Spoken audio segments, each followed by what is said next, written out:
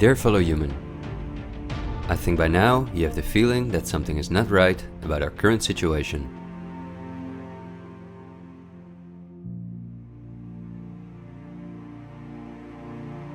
But I also think that the many ill-founded conspiracy theories may have caused you to distance yourself from both the media scaremongering and from those who spread the conspiracy theories. Still, I hope you will listen to me for a moment, because as you watch this video, hundreds of millions of people worldwide are falling into poverty because of the measures that have been in place for so long.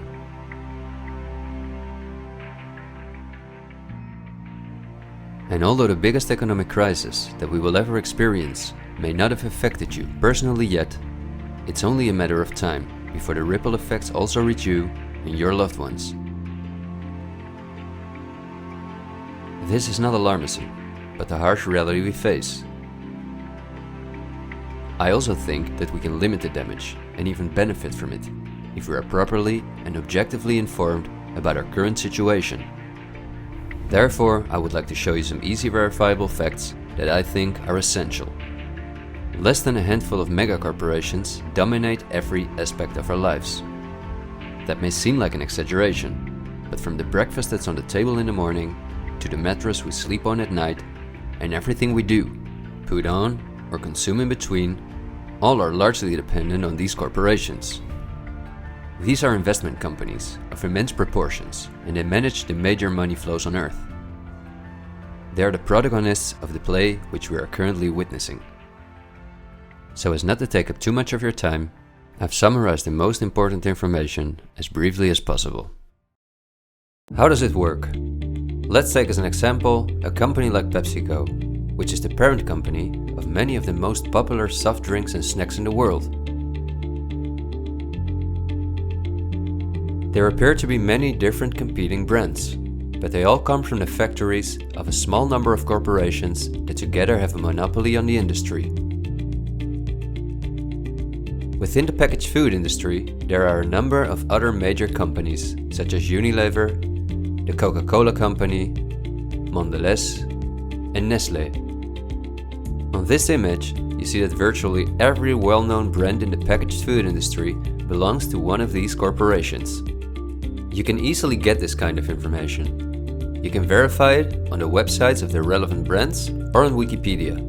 Companies of this size are usually publicly traded and have a board where the largest shareholders call the shots. On websites like Yahoo Finance, we can find detailed company information, including who the largest shareholders of these companies are.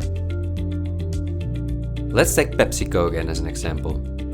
We see that 73.14% of the shares are held by no less than 3,379 institutional investors.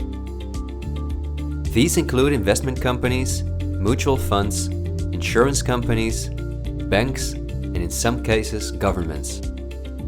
Let's look at who the largest institutional investors of PepsiCo are. As you can see, just 10 out of the 3,379 investors account for almost 1/3 of all shares. The combined share capital of these top 10 has a value of approximately $60 billion. But of those 10 investors, 3 own more shares than the remaining 7. Let's remember their names and let's see who owns the most shares at the Coca-Cola Company, Pepsi's big competitor.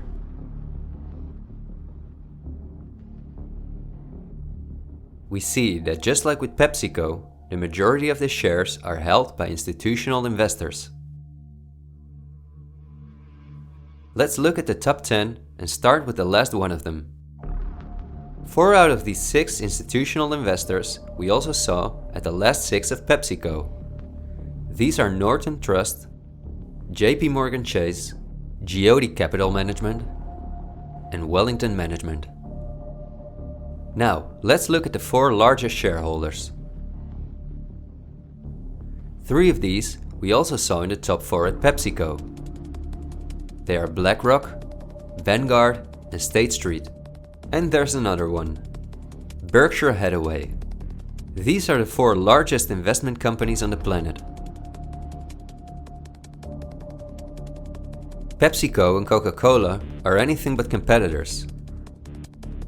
But also the other big companies that own many brands, such as Unilever, Mondelez and Nestlé, are owned by the same small group of institutional investors. And you don't only find these names in the packaged food industry. For example, let's look up on Wikipedia what the largest companies are within the technology industry. Facebook owns WhatsApp and Instagram. Together with Twitter, they form the most popular social media platforms in the world. Alphabet is the parent company of all Google businesses, including YouTube and Gmail, but they are also the biggest sponsors and developers of Android, one of the two operating systems on which almost all smartphones and tablets in the world run. The other operating system is Apple's iOS. Finally, if we add Microsoft to the other three, we see that 4 companies produce the software that almost all computers, tablets and smartphones in the world depend on. Let's see who owns the most shares of these powerful companies. If we look at Facebook, we see that more than 80% of the shares are owned by institutional investors. These are the same names we saw in the food industry. Again, the same investors at the top. Then Twitter, which with Facebook and Instagram makes up the top 3. Amazingly, we see that the company is also owned by the same investors.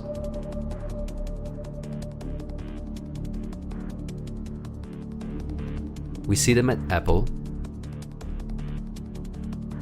but also with their big competitor Microsoft.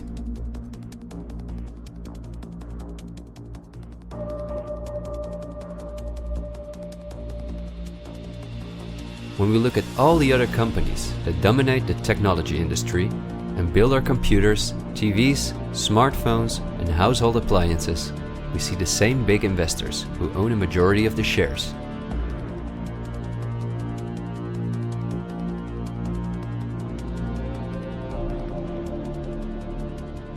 We see this within all industries around the world.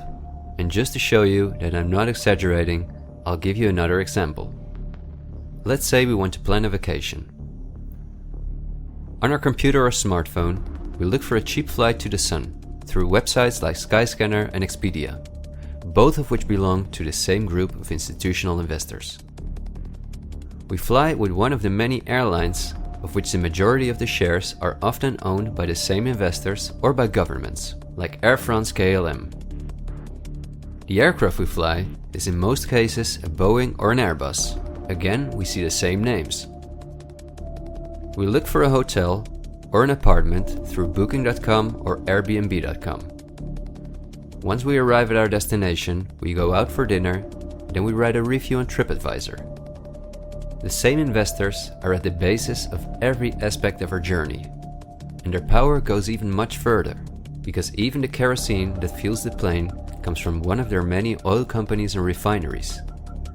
Just like the steel that the plane is made of comes from one of their many mining companies. This small club of investment companies, banks and mutual funds are also the largest shareholders in the primary industries, where raw materials come from. If we look on Wikipedia for the largest mining companies in the world, we see that their shareholders are the same institutional investors we see everywhere else. The same goes for the largest agricultural companies in the world, that our entire food industry depends on. For example, they own Bayer, the parent company of Monsanto, the world's largest seed producer, which produces 90% of all the cotton seed on Earth, as well as the majority of all other seeds. But these institutional investors are also the shareholders of the largest textile manufacturing companies in the world, and even the numerous popular clothing brands that turn the cotton into the clothes we wear are owned by the same group of investors.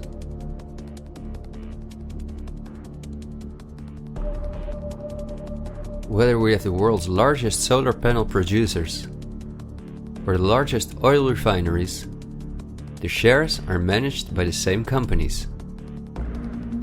They own the tobacco companies, who produce all the popular tobacco brands in the world. But they also own all the major companies in the pharmaceutical industry and the scientific institutes that produce the drugs. They own the companies that produce our metals and raw materials, and the entire automobile, aircraft and arms industry where those metals and raw materials are processed.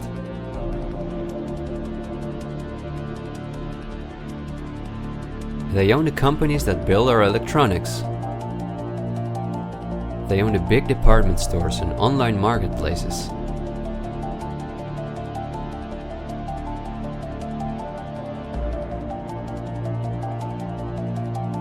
And even the payment methods that we use to pay for their products.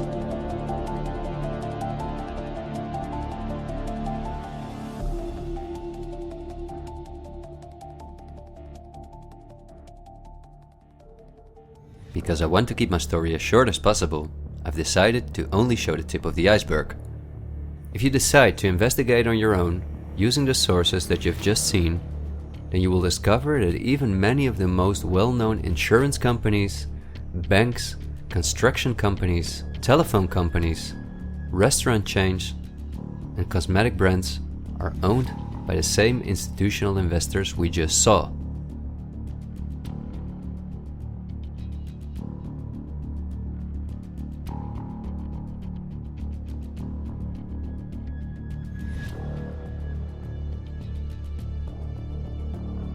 These institutional investors are, as I told you earlier, mainly investment companies, banks and insurance companies. They are in turn also owned by shareholders. Now, what is the most amazing thing? All of these institutional investors own each other's shares, and together they form an immense network that we can compare to a pyramid.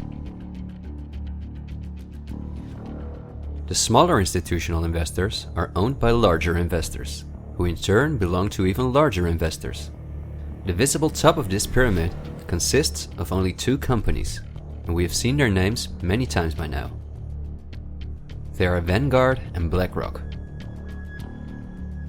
The power of these two companies is something we can barely imagine.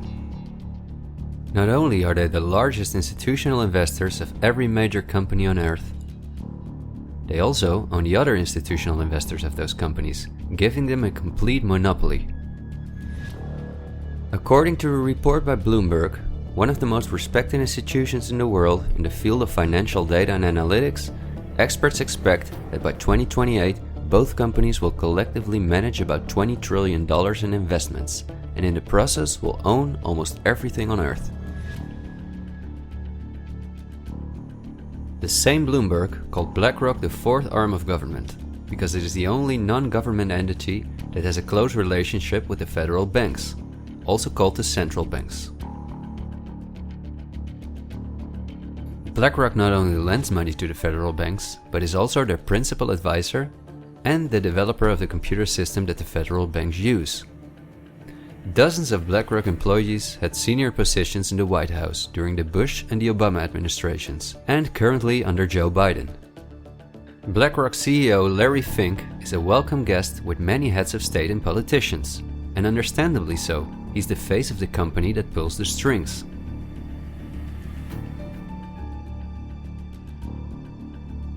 Yet Larry Fink does not pull the strings himself.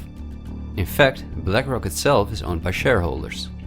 And if we look at who those shareholders are, we come to a strange conclusion. We see that BlackRock's largest shareholder is Vangaurd, and this is where it gets dark. Vangaurd itself has a unique structure that makes it impossible to see who its shareholders or clients are. The elite who own Vangaurd don't want anyone to know that they are the owners of the most powerful company on Earth. But of course, this is no secret to those who are willing to look into it. Reports by Oxfam and Bloomberg show that 1% of the world's population collectively owns more money than the other 99%. Indeed, Oxfam claims that as much as 82% of all the money earned in 2017 went to this 1% of people. Naturally, those who own the most powerful company on Earth would also be the richest among this 1%. In other words, they are part of the 0.001%. Forbes, the most well-known business magazine in the world, claims that by March 2020 there were some 2,075 billionaires. Oxfam's report showed that 2/3 of all these billionaires obtained their fortune through inheritances and monopolies. So this means that Vangaurd is in the hands of the richest families on earth. If we study their history, we discover that these families have always belonged to the top of the pyramid, some even well before the Industrial Revolution began. Because their history is so interesting and extensive, I will explain some more about them in the follow-up video that I'm currently working on. But in order not to elaborate too far, I will just point out that many of these families belong to royal bloodlines, and they are the founders of our banking system, the United Nations, and every industry in the world.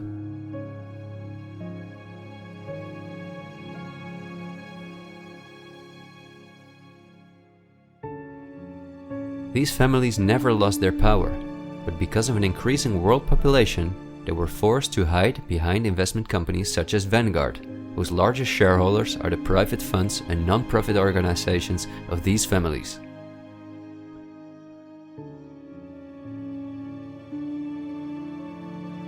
To make the bigger picture more clear, I need to briefly explain something about these non-profit organizations. These are the links that connect the business community with politics and the media, allowing major conflicts of interest. At first glance, however, this is not too noticeable. Non-profits, also called foundations, are organizations that rely on donations, and they do not have to publish from whom they receive those donations. They can invest this money in whatever they want, and do not have to pay tax on their profits as long as those profits are reinvested in other projects that they are involved in.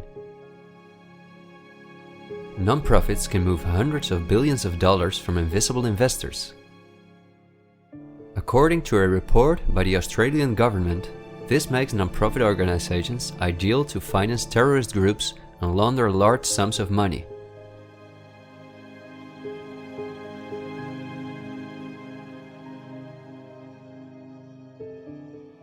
The foundations and funds of the families who are highest in the hierarchy of the 1% hide behind the scenes as much as possible. However, for cases that have a lot of publicity and attention, they use the foundations of philanthropist families that are lower in the ranking, but who are also extremely wealthy. In order to be concise, I will only highlight the 3 most important foundations in the world that connect all the industries in the world to each other. These are the Bill and Melinda Gates Foundation, the Open Society Foundations of the controversial multi-billionaire George Soros, and the Clinton Foundation. A very brief introduction to give you an idea of the size of these types of foundations. According to the official website of the World Economic Forum, the Gates Foundation is the largest funder of the World Health Organization, after President Donald Trump halted the funding of the WHO by the US in 2020. This makes the Gates Foundation one of the most influential organizations in the world in the area of everything that relates to our health. The Gates Foundation has a close partnership with the 16 largest pharmaceutical companies in the world, including Pfizer, AstraZeneca, Johnson & Johnson, BioNTech, and Bayer, and we have just seen who own the most shares of these companies.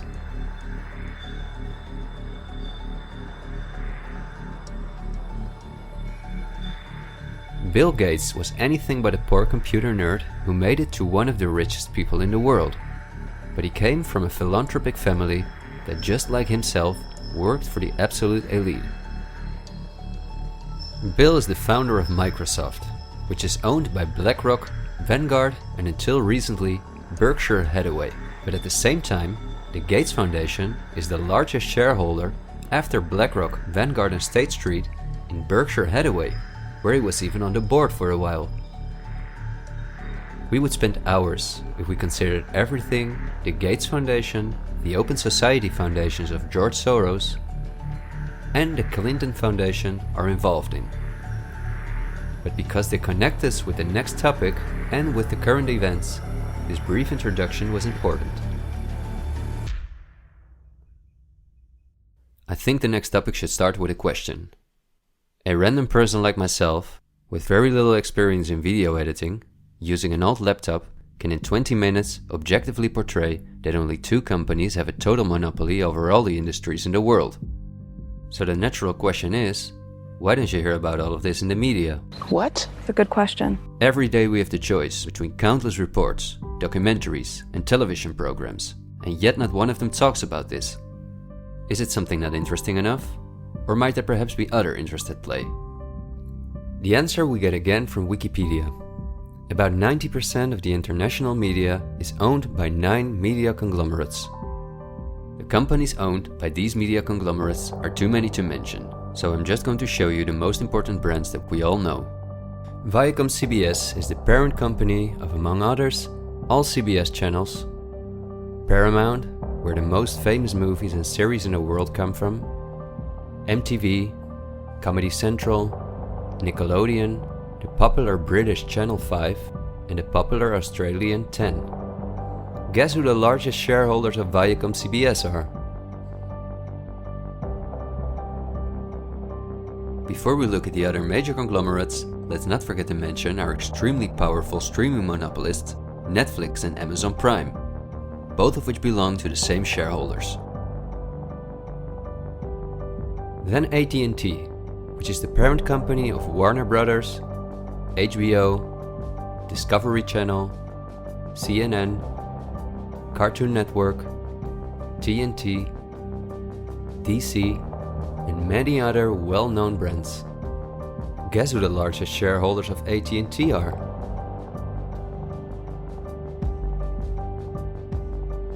The third one is the all-powerful News Corp. This company owns many of the most well-known national and regional newspapers, magazines, and TV channels in the US, the UK, and Australia. The shares of News Corp are owned by the American multi-billionaire Rupert Murdoch and by the institutional investors we see everywhere else. News Corp's sister company is Fox Corporation, which is also one of the most powerful media conglomerates on Earth. Just like News Corp, it is owned by the Murdoch family and the usual investors. Then the Walt Disney Company, a conglomerate of unimaginable dimensions, with many subsidiaries such as Pixar, Marvel, 20th Century, Lucasfilm, ABC, National Geographic, and Hulu. Who are their biggest shareholders? Another powerful media conglomerate is Comcast.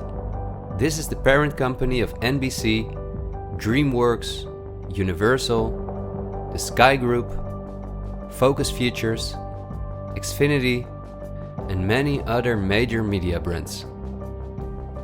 As you would expect, their largest shareholders are Vangaurd and Blackrock.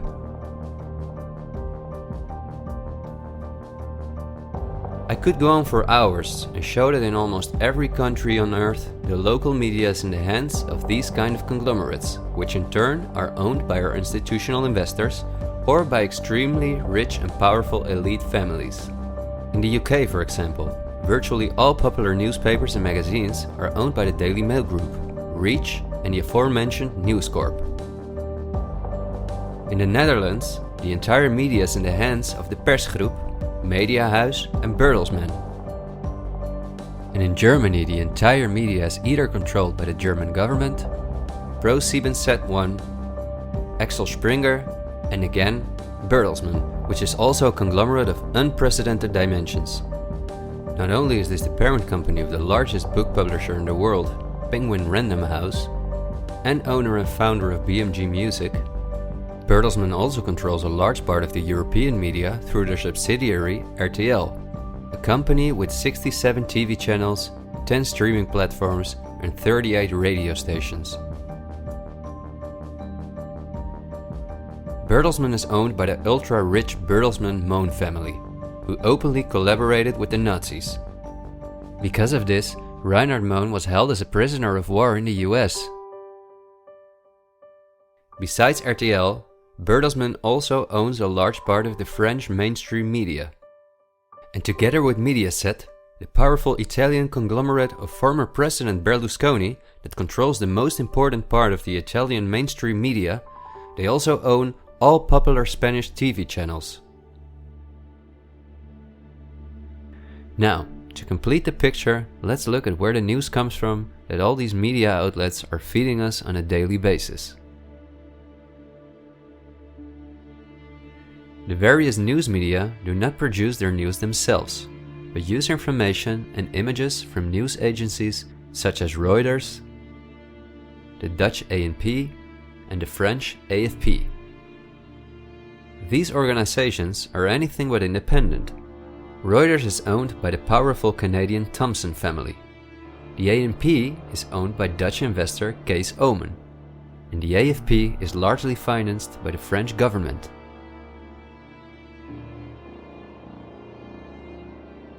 The main journalists and editors who work at our media or at these news agencies are affiliated with important journalistic organizations, such as the European Journalism Centre.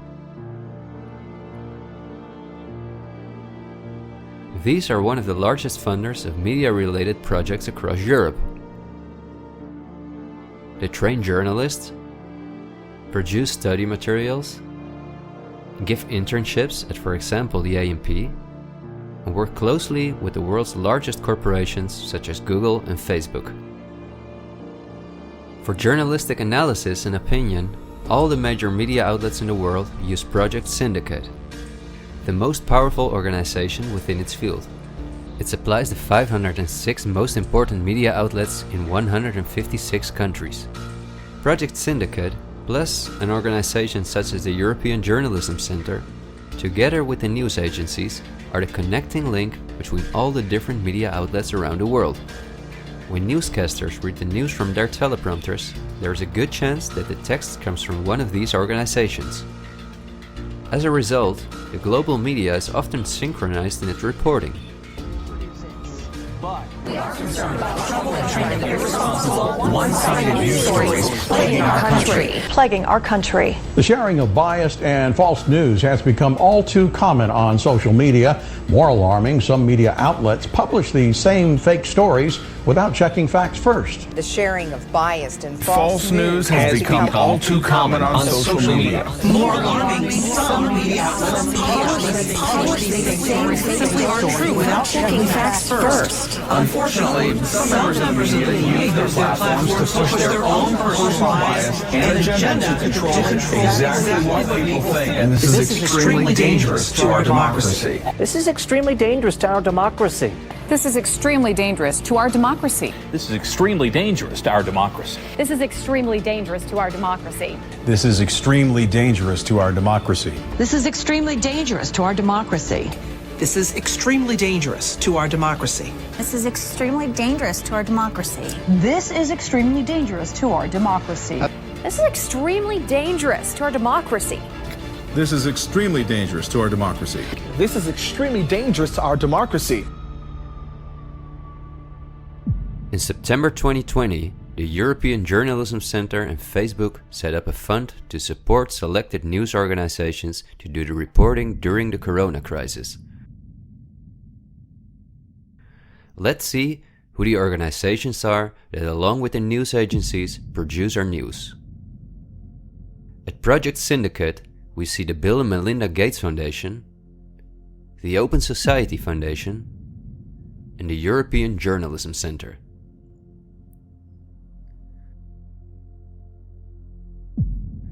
Then the European Journalism Centre itself.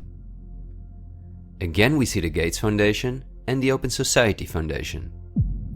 And they also receive large donations from Facebook, Google, the Dutch Ministry of Education, Culture and Science, and from the Dutch Ministry of Foreign Affairs. The organizations that are at the heart of our information flow are funded by the non-profit organizations of the same elite who also controls the entire media. However, a part of our tax money goes to these organizations as well.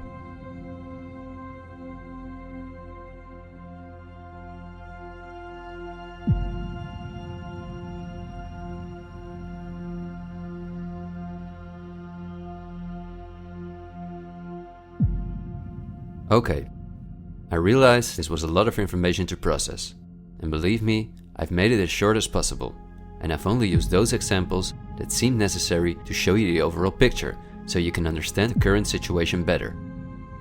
It is an all-encompassing topic that can change our view on many historical events, but my goal is to inform you about the danger in which we presently find ourselves. There will be enough time for us to delve into the past, so let's talk about the current events now. The elite that controls every aspect of our lives, up to the information that we receive, depends on an unimaginably coordinated collaboration to keep all the different industries on Earth connected to each other, in order to ensure they all work in the elite's interests. This happens at the World Economic Forum, one of the most important organizations in the world. At its annual meeting in Davos, the CEOs of the largest companies on Earth gather along with heads of state, politicians, and other influential individuals and organizations like UNICEF and Greenpeace. Serving on the board of trustees are former US Vice President and climate change guru Al Gore, Blackrock CEO Larry Fink, the President of the European Central Bank Christine Lagarde, the Director of CERN Fabiola Gianotti, the Queen of Jordan, the Director of the International Committee of the Red Cross Peter Maurer, and many other politicians and CEOs of the world's most influential companies. According to the WEF's official website, their annual membership fee ranges between 53,000 and 530,000 euros. But according to the WEF's year reports, around 71% of their total budget comes from its partners, who in this way pay for the membership of young politicians who cannot afford their own fee. Wikipedia reports the following. According to critics, the WEF is a business forum where the wealthiest companies can negotiate deals with other companies or with politicians. The purpose of the WEF for many of the participants would be personal gain instead of solving global problems. I don't like to make assumptions, but would there be so many problems on Earth if the key industry leaders, bankers and politicians since 1971 had gathered annually to solve our world's problems? Is it not strange that the world's leading environmental organizations have been meeting for 50 years with the CEOs of the most heavily polluting corporations while things just keep getting worse for our natural world?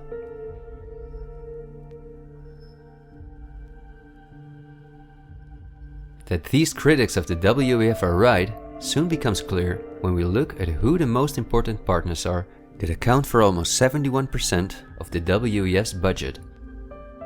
There are Blackrock, the Open Society Foundations, the Bill and Melinda Gates Foundation, and many other large corporations of whom Vangaurd and Blackrock own the shares directly or indirectly.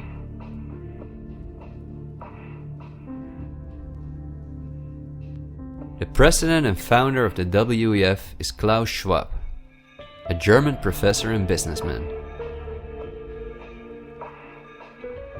In his book, The Great Reset, he describes in detail the plans of his organization.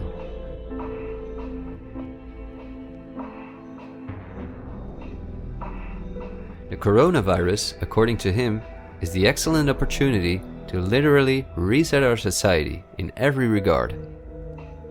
He calls this Build Back Better, and this slogan seems to be the motto of all globalist politicians in the world. And it's now a historical moment, a crucial moment, to rebuild the future, to reset our policies. And of course, we also want to work together on building back better. You know, I said we're going to build back and we're going to build back better. It's certainly a major crisis, but it also offers us a unique opportunity. We must use this historical opportunity. Together we can turn a crisis into an opportunity. But this global pandemic has also created an opportunity to build back better. To build back better later. But also to build back better. To build back a better world. To build back better. We can't just build back, we got to build back better. And achieve the Sustainable Development Goals. And climate action is an essential part of that.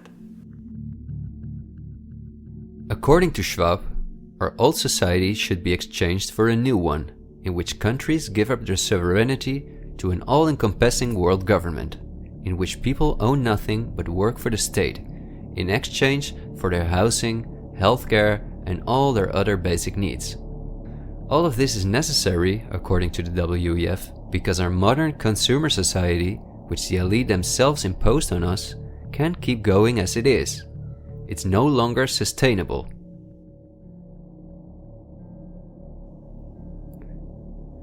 Schwab says in his book that we will never return to the old normal. And the WEF published a video that makes it clear that in 2030 we will own nothing, but we will be happy.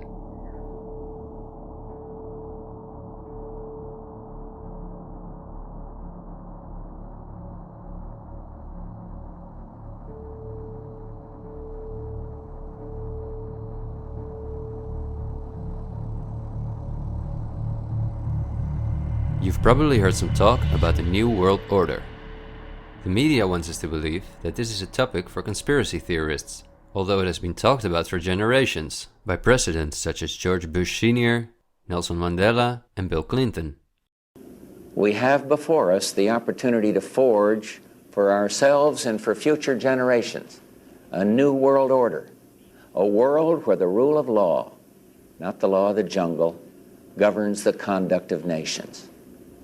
When we are successful, and we will be, we have a real chance at this new world order, an order in which a credible United Nations can use its peacekeeping role to fulfill the promise and vision of the UN's founders. After 1989, President Bush said, and it's a phrase that I often use myself, that we needed a new world order. That the affirmative task we have now is to actually create a new world order. But also by the world's most famous philanthropists such as Cecil Rhodes, David Rockefeller, Henry Kissinger, and even George Soros. I think you need a new world order, that China has to be part of the process of creating it, and they have to buy in, they have to own it. These important figures, who apart from Mandela, were all among the top of the elite when they were still alive, are not the only ones who dream about an all-powerful world government. In 2015, the UN presented its controversial Agenda 2030, which is almost identical to Klaus Schwab's Great Reset. In their own words, the UN, like Schwab, wants to ensure that by 2030, poverty, hunger, environmental pollution, and disease no longer exist on Earth. It sounds like a sympathetic plan, until you read the fine print. You see, the idea is that Agenda 2030 is going to be paid for by us, the citizens. And just as it is currently required of us that we give up our basic rights for the sake of public health, we will be demanded to give up our wealth in favor of poverty reduction. These are not conspiracy theories. You can read this for yourself on their official website. In short, it boils down to this. The UN wants to take the tax money from all Western countries and give it to the mega corporations of the elite, who will be contracted to rebuild society. Globally, a completely new infrastructure is needed, because fossil fuels must be made a thing of the past, according to the UN. For this immense project, a world government is needed, says the UN. And the same UN takes it upon herself to be this global government. Just like Schwab, the UN also believes that a pandemic is the perfect opportunity to accelerate the implementation of Agenda 2030. It is worrisome that the WEF and the UN openly admit that they consider pandemics and other disasters as an opportunity to transform society, especially since we have seen that the elite have all the resources at their disposal to make us believe that there is a pandemic, and even to create one. So we certainly should not take these things lightly, and we should examine them carefully. And when we do that, we come across things that are even more troubling.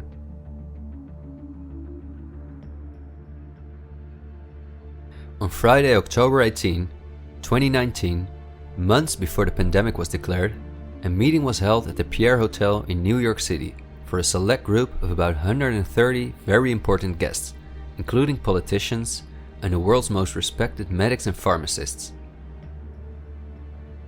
The purpose of the meeting was to simulate the possible scenarios in the event of a global pandemic. This could be a coincidence, you might say. For this simulation, however, a coronavirus was used as an example. The simulation covered in detail how the coronavirus would develop and how they could only control this through the intensive collaboration of entire industries, governments, and government agencies. Once again, a new world order to save us from destruction. Does it surprise you when I tell you that this meeting, called Event 201, was organized by none other than the World Economic Forum, the Bill and Melinda Gates Foundation, and the Johns Hopkins Institute? This is not a conspiracy theory.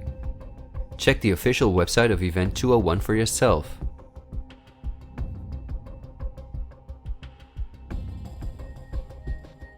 Perhaps at this point, it will no longer surprise you that the German Robert Koch Institute, which like every national health institute in the world is closely linked to the WHO, which is funded by Bill Gates, created a similar simulation in 2012. As was the case during Event 201, the simulation assumed the coronavirus. This simulation assumed that in a Southeast Asian food market, a coronavirus would spread from animal to human. How coincidental, isn't it? In this simulation, it takes several weeks for the authorities to identify the virus, allowing it to spread worldwide. The simulation is made of the consecutive 3 years, in which there are lockdowns and economies are destroyed. But also the impact on society is simulated in all aspects, even the protests. I won't tire you with the details. In fact, you can download this analysis for yourself from the website of the German government. The last thing I want to show is an excerpt from a lecture that Belgian top virologist Mark van Ranst gave on January 22, 2019 at the Chatham House, a major non-profit organization in London, where important world leaders meet to discuss global issues. Winners of the Chatham House Prize include Hillary Clinton, Melinda Gates, and John Kerry.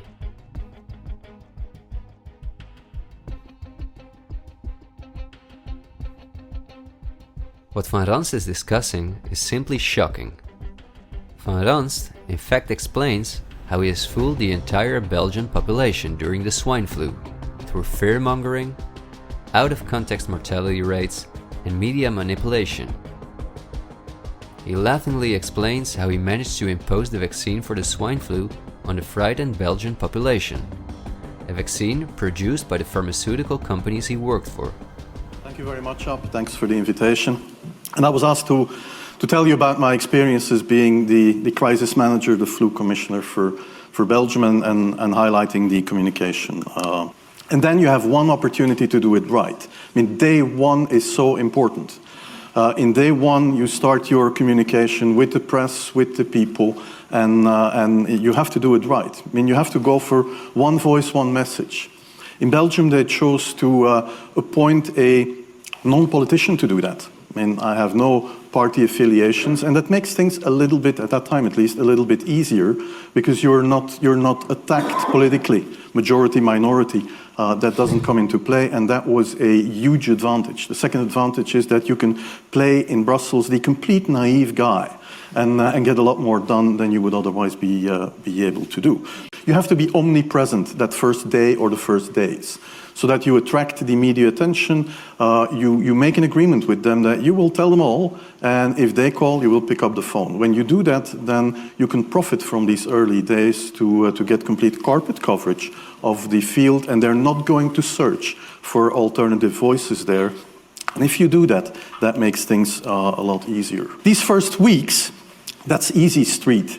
when you have no opposition and everybody needs news and they can come to you for news, you can bring quite a lot of neutral information, and it is picked up, and it is well, the news is brought the way you bring it, and that is you can only do that in the first couple of weeks or months. And then you have to say, okay, well, we will have H1N1 deaths.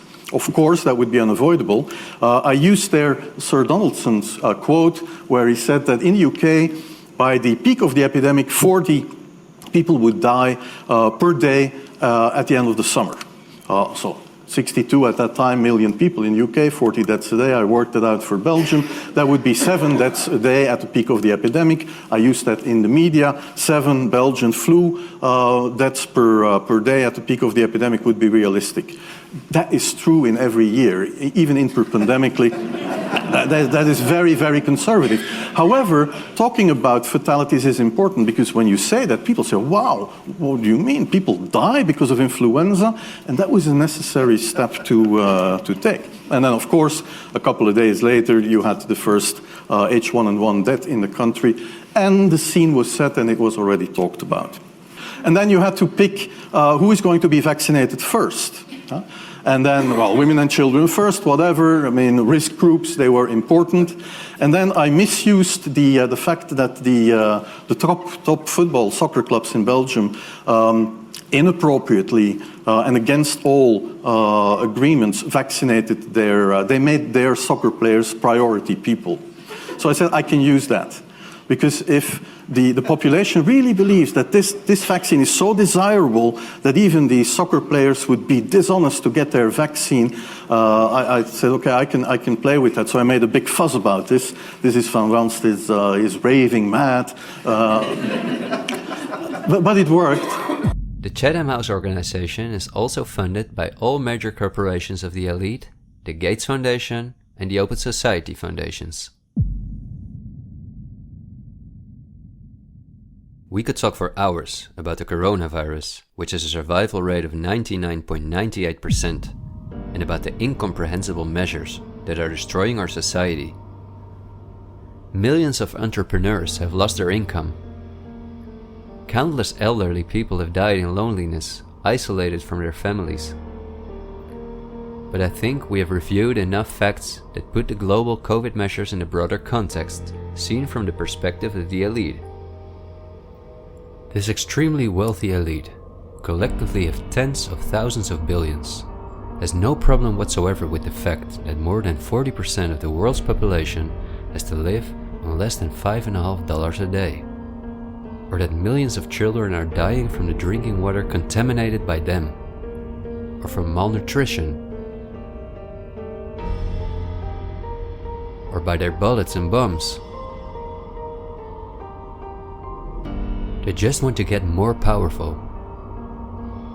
The elite have absolutely no intention to share their wealth with us.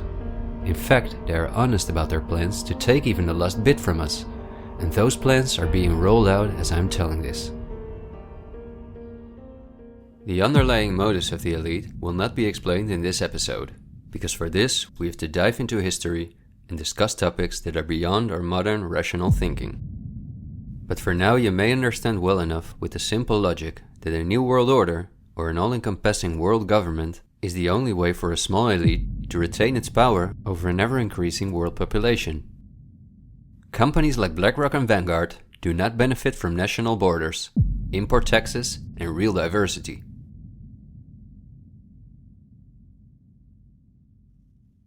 Only through fear and media manipulation can they maintain their grip on all of us. And I deliberately haven't even mentioned the inhumane blackmailing methods by which the elite keep their own most important minions in line. Because if this topic has aroused your curiosity, you will undoubtedly find out all about this in time. The elite have no intention to cure us from the countless diseases we've contracted from the toxic food they've produced, and from the environmental pollution which they have caused. After all, if we didn't get sick, the entire pharmaceutical industry would collapse. Nothing sells like fear is the motto of top virologists like Mark Van Ranst. You will be amazed, as I was, when you discover that we have been warned countless times about this elite. I think we're being run by maniacs. If anybody can put on paper what our government and the American government, etc., and the Russian, Chinese, what they are actually trying to do, I think they're all insane. But I'm liable to be put away as insane for expressing that. That's what's insane about it. I mean, don't you agree? For we are opposed around the world by a monolithic and ruthless conspiracy that relies primarily on covert means for expanding its sphere of influence, on infiltration instead of invasion, on subversion instead of elections, on intimidation instead of free choice, on guerrillas by night instead of armies by day. It is a system which has conscripted vast human and material resources into the building of a tightly knit, highly efficient machine that combines military, diplomatic, intelligence, economic, scientific, and political operations. Its preparations are concealed, not published. Its mistakes are buried, not headlined. Its dissenters are silenced, not praised. No expenditure is questioned, no rumor is printed, no secret is revealed. President Kennedy has been assassinated. It's official now. The president is dead.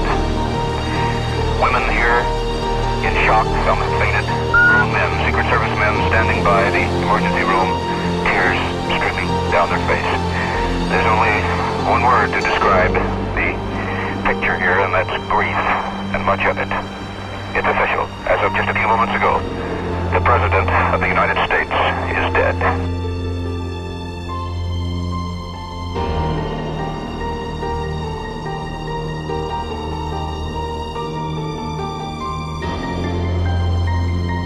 When you're talking about like really elite levels, the name of the game is blackmail. That's what runs the whole system basically.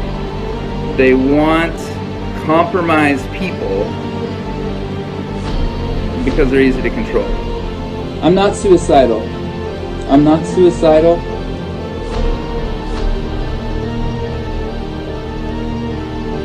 The deep state is those people within the U.S. government that are career employees that cannot be fired by people that we elect, by the Congress or the President.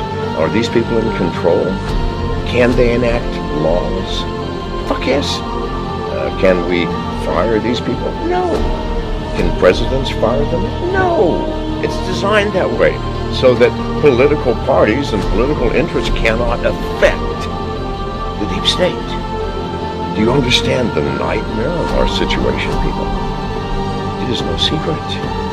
It is as open as it can be. The deep state does control America. Wake up, people, please. God, use some common fucking sense. Thank you.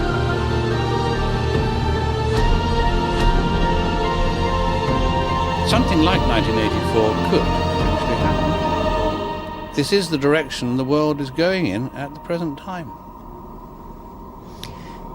In our world, there will be no emotions except fear, rage, triumph, and self-abasement. The sex instinct will be eradicated. There will be no loyalty except loyalty to the party. But always there will be the intoxication of power. Always, at every moment, there will be the thrill of victory, the sensation of trampling on an enemy who is helpless. If you want a picture of the future, imagine a boot stamping on a human face forever. The moral to be drawn from this dangerous nightmare situation is a simple one. Don't let it happen. It depends on you. With this video, I hope to reach you, to reduce the ever-increasing distance between us. Only when we are divided can the elite retain its power over us. the greatest fear of the elite is that we will realize what is really going on Earth. And the only way the elite thinks they can prevent this from happening is through censorship,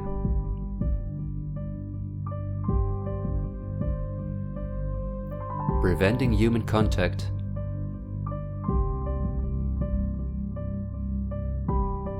the incessant framing of political opponents and those who think differently,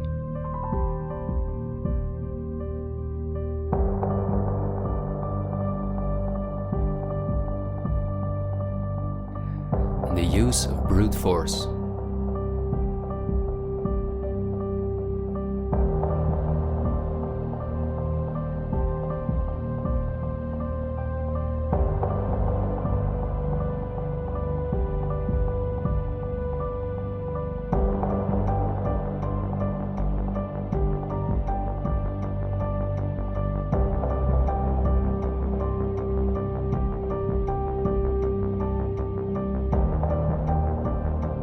The plans of the elite are clear, and so is the ruthless way in which they want to accomplish them. If we allow this to happen, a new society will be built on the ashes of what we once knew.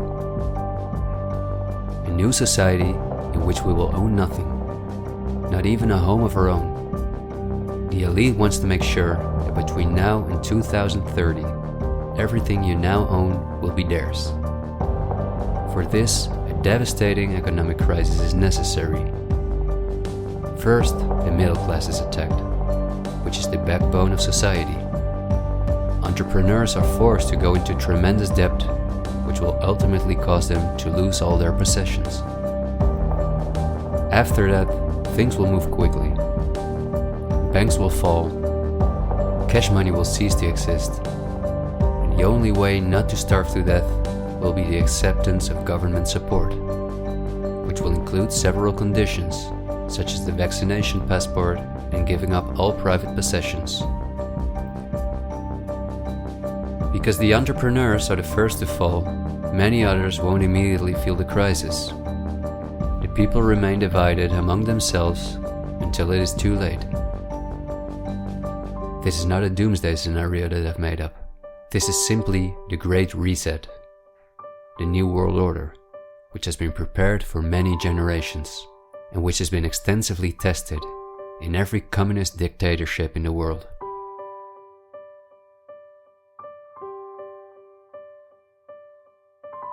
But this can also go a different direction, and instead of a great reset, we can cause a great awakening and create a world where no one has to go hungry, and where we can live in a sustainable way, in freedom, with each other and with nature. This is not an idealistic daydream.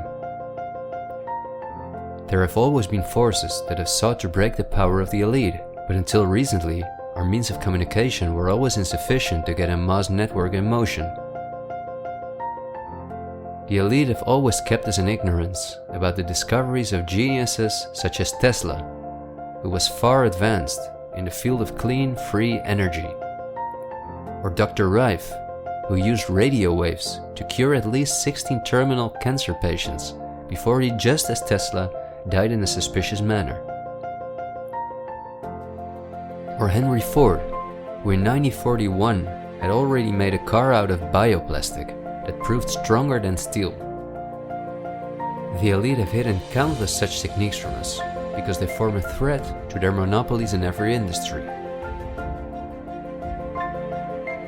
These were techniques that would have given us freedoms and put the elite's power at risk, which is based on our fear and dependence on their projects. These are not conspiracy theories, but facts. What I am saying is that a world of new possibilities is opening up for all of us, where there is no poverty, no pollution, diseases, or wars, and in which governments work for the welfare of the people rather than the other way around. Countless ailments that provide the pharma industry with hundreds of billions of dollars will be cured. No one will have to work their ass off to live a dignified life.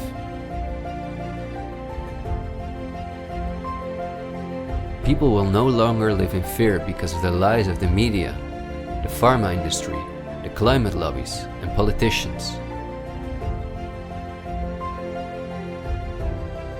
It's all on the horizon, but we have to go through the storm first and recognize what the real problem is in our society.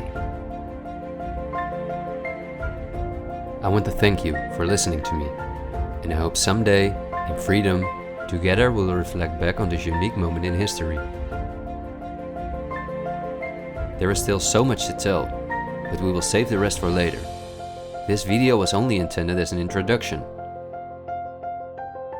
This is where our journey starts, and it will be a difficult one, but we will undertake it together, and we will help each other get up when we fall.